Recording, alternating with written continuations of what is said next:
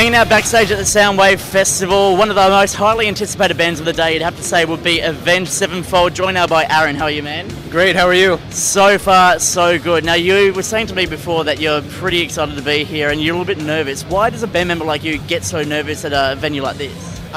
You know what, I don't think it even matters ever the size of the show. It's just we really care about what we do and care about our fans and care about delivering like every ounce of energy and creating like an unforgettable moment for everybody that we just get to live with everyone. So of course like every nerve goes into it, so it just, you know, it makes me feel really nervous and stuff, and I've just been trying to stay at peace and calm myself down, but it's been great. Well, not gonna lie, there are a lot of people here to see you, so a lot rides on this gig. No, I'm kidding. But they're gonna love you no matter what you do, man. So yeah. It's great to finally have you guys back here again. You're a band that love tattoos, you know, absolutely covered from head to toe, each and every member. Is there anywhere that's off limit for you guys?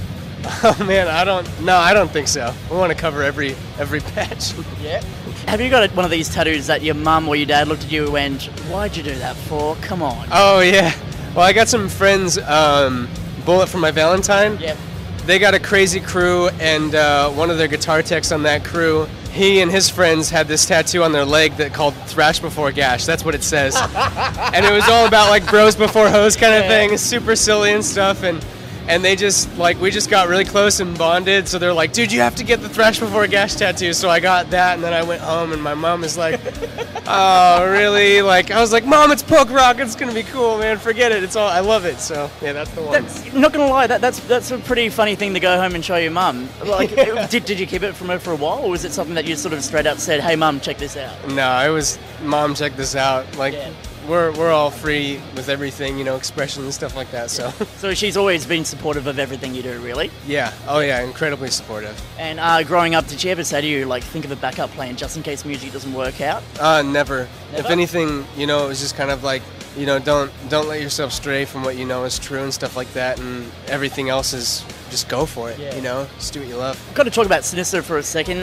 His dad actually jams with you guys a lot and he features on the album, is that right? Oh yeah, he always comes in and plays some really tasty stuff, like awesome licks, and just adds like a really cool element to every song. Have you ever thought about the fact that maybe your parents could all team up together and start this massive, massive side project band where you guys would actually end up opening up for them? Could that actually happen? Oh yeah, I believe that with all my heart. It's been, you know, sad news. 5 years since the passing of the Rev, and in regards to, you know, songwriting, has that influenced the way you guys write music for the future? I would say, I don't know if it's necessarily influenced it. I think everybody is pretty, you know, they've gone through like their mourning period, and this band has always been forward focused, and like no matter what they've gone through, like everybody just keeps strong and tight knit, and is just always focused on moving forward, always focused on creating this new thing. So, you know, I want to say that the band has created new music and will consistently create new music with a love and a genuine spot for the Rev in their hearts, and just continue to make the stuff that they love making in every moment. This Means War. It pays homage to Metallica's Sad But True, right? In a way. In a way, yeah. Because when you sort of, I have to say, when I first heard it for the first time, I thought it was actually going to be a cover. But no, it's actually a pretty decent song. Would you say that Metallica was a big influence on you guys growing up?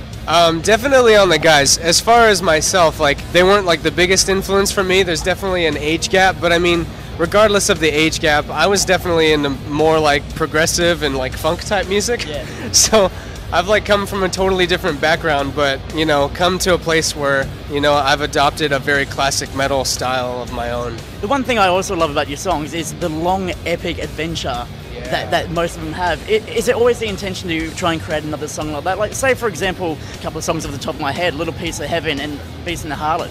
Epic, long songs which are just amazing. How do you come up with the ideas behind these? Well, those songs, of course, written without me, but songs nonetheless, like, written by creative minds, and I think like these guys have just been on such a crazy journey themselves that it's so hard for them to not see life and interpret life in such a crazy, big, epic story. So I don't know how they do it, but man, it's great to be a part of it. And since actually joining the band yourself, how have you noticed walking out the streets? Do you get noticed a lot more? Do you have to send your mum to go pick up stuff for you, or is it? No, I definitely have a really normal life, a very humble life when I get back home, and it's just fun and relaxing. Yeah. Friends and family, and just really normal, you know, but nothing too crazy where, you know, I have to have people run errands for me, thankfully. Now, one of the reasons why I wanted to get here is to bring fans and get fans a little bit closer to you. And we had a question from Josie. She wants to know, Papa Gates always featuring on your albums. When will we see him on stage shredding with you guys in the future? Oh man, hopefully within the next few months. You know, we're always calling him and trying to be like, hey dude, you should come over and like play with us. And he's, you know, he's always just too big for us, and he's always got his new big project, and he hasn't got the time of day, you know, he really doesn't. He's too focused on where he's going, because he's soaring, you know, and he just doesn't want to fly with the chickens, you know. You're living in his shadow. He doesn't want to deal with you guys because you're not up to his level of standard yet. Yeah, we can't handle it. Now, also, fans of Call of Duty Black Ops 2 would notice that you guys wrote the song for it and also featured it in it too. How did that idea come about? You know, just being big gamers and stuff like that, you know, M Shadows and also myself, like, we love just playing the games, the Black Ops games. Like, the guys at Treyarch are just really awesome, so I think it was just a matter of them like talking and just shooting ideas back and forth. You know how many great ideas come about as somebody has a great idea and the other person it's just this snowball effect that everybody just piles ideas on top of each other, and I don't know, it was just a really fun thing that came about, and we actually followed through with it. So it was a really fun experience to get to put on the suit with all the balls on it, and motion the capture motion, one. Motion capture suits. That was a lot of fun that day, and definitely did not see that coming, but it was a pleasant surprise. Now, when you play the game, are you a camper? Like, we want to get a bit of an insight to you. When you do play the game, are you the guy that sits in the corner and just shoots everyone off because you can't be fucked running around? No way. I keep this very thin physique by constantly running and jumping and tucking and rolling and stuff like that and dodging bullets. And, you know, that's what I do. I dodge bullets. So it's basing what you do in real life. Yeah. Not so much dodging bullets, but you have to dodge like a couple of bottles that get thrown at you on stage too. Yeah, see? Yeah. Being in a band, it's dangerous than being in a video game. Oh, always. Arin, I've had a fantastic chat with you. So thanks so much. Enjoy the rest of the festival, the tour around Australia. Come back again soon. Thank you so much. Hope you enjoy the show.